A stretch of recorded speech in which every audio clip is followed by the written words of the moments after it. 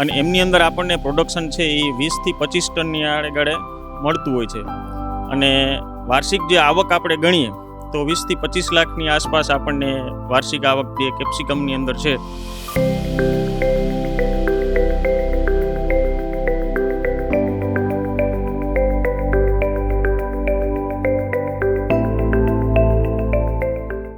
હાલ મેં 1 એકરની અંદર કેપ્સિકમ મરચાંનું વાવેતર કરેલું છે. આમ તો જો કે હું છેલ્લા 10 વર્ષથી આ લાઈન ઉપર જોડાયેલો છું. કેપ્સિકમ મરચાંની જે માંગ છે એ સમય પ્રમાણે રહેતી જ હોય છે, એટલે કેપ્સિકમ મરચાં જે છે એ વધારે પડતા આપણા આ પ્રદેશોમાં ક્યાંય જોવા મળતા નથી. આપણે કહીએ ને કે એક પડકાર જે છે એ સ્વીકારી અને મેં જે છે એ આ ખેતીનું કરેલું. આપણે કેપ્સિકમ મરચાંની જે ખેતી છે એ વધારે પડતી જે ઠંડા પ્રદેશોમાં આપણને જોવા મળે છે, જેમ કે મહારાષ્ટ્ર છે, શિમલા છે, કે જ્યાં એકદમ વાતાવરણ જે છે એ 20-25 ડિગ્રીની આસપાસ રહેતું હોય અથવા તો એથી પણ નીચે રહેતું હોય. પણ અહીંયા આપણે ગુજરાતની અંદર એવું વાતાવરણ આપણને મળવું બહુ મુશ્કેલ છે. તેમ છતાં પણ જો આપણે કરવાનો વિચાર રાખીએ અને થોડુંક માર્ગદર્શન અને મહેનતથી જો કરીએ તો આપણને જે છે એ કેપ્સિકમ મરચાંનું વાવેતર આપણે કરી શકીએ છીએ. કેપ્સિકમ મરચાંનું મોટા ભાગે વાવેતર જે છે આપણે જૂન મહિનાથી કે જુલાઈ મહિનામાં પ્લાન્ટેશન કરવાનું હોય છે, જેમાં રોપ છે એ આપણે રોપવાના હોય છે. અને ત્યારબાદ 3 મહિના એટલે કે 90 દિવસ કે 80 દિવસ પછી એમાં ફ્રૂટિંગ છે એ ચાલુ થાય છે, ફ્લાવરિંગ છે એ ચાલુ થાય છે. અને ત્યારબાદ એ કન્ટિન્યુ 8 મહિના સુધી જે છે એ ચાલુ રહે છે.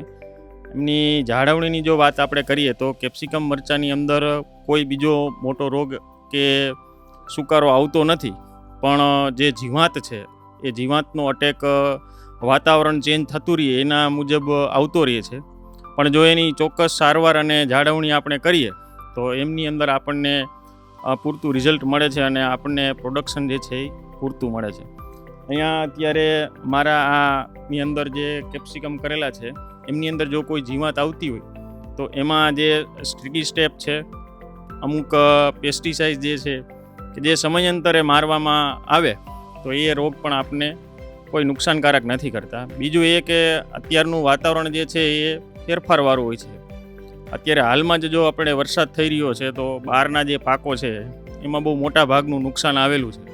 પરંતુ જો પોલી હાઉસની અંદર આપણે આ કેપ્સિકમ કરીએ છીએ તો એની અંદર કોઈ બહારનું વાતાવરણ છે એ ઇફેક્ટ કરતું નથી અને આપણને પૂરતા પ્રમાણમાં જે પ્રોડક્શન છે એ મળે છે. પ્લાન્ટેશન જે છે એ પોલી હાઉસની અંદર એટલે કે આખું જે ડૂમ છે તમને જે જોઈ શકો છો એ ડૂમની અંદર આપણે બનાવવામાં આવે છે.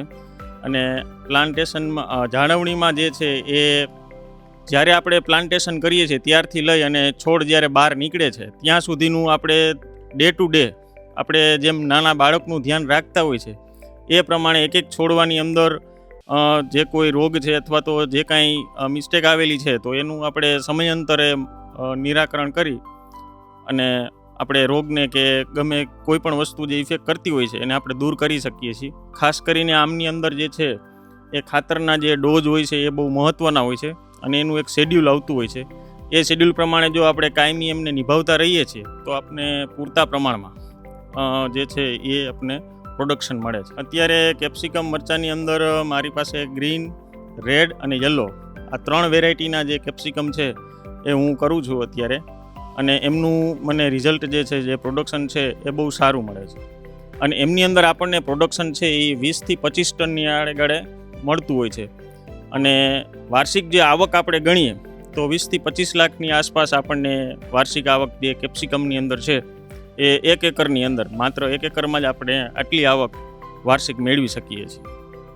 જે ખેડૂતો આ પોલી હાઉસની અંદર થતી ખેતીથી વંચિત છે એમને ભલે નાનું તો નાનું પણ એક પગલું મારી એવી રિક્વેસ્ટ છે કે એ સ્ટાર્ટ કરે, કારણ કે હવે બહારના વાતાવરણનો કોઈ બહુ ભરોસો રહેતો નથી. ગમે ત્યારે માવઠું કે કોઈ પણ વસ્તુ આવી શકે છે જે કુદરતી આફત કહેવાય કે જેમાં આપણે રોકી ન શકીએ. પણ આવું સેફ ખેતી કરવાથી આપણને કોઈ નુકસાની નથી થતી અને વાર્ષિક જે છે આપણું પ્રોડક્શન ચાલુ રહેતું હોય છે.